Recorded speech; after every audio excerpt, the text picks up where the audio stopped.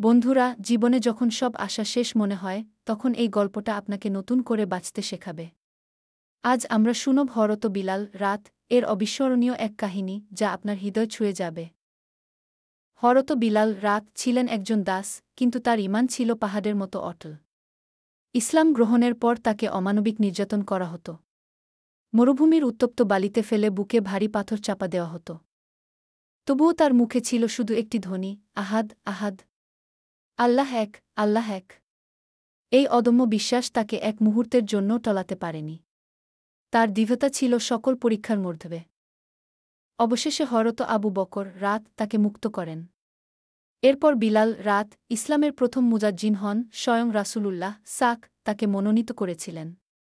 তার গল্প শেখায় ধৈর্য আর ঈমান থাকলে আল্লাহ সব কঠিন পথ সহজ করে দেন। এই অনুপ্রেরণা আপনার জীবনেও আনুন। ভিডিওটি ভালো লাগলে অবশ্যই লাইক, শেয়ার ও সাবস্ক্রাইব করে আমাদের পাশে থাকুন। এমন আরও গল্প নিয়ে আসব।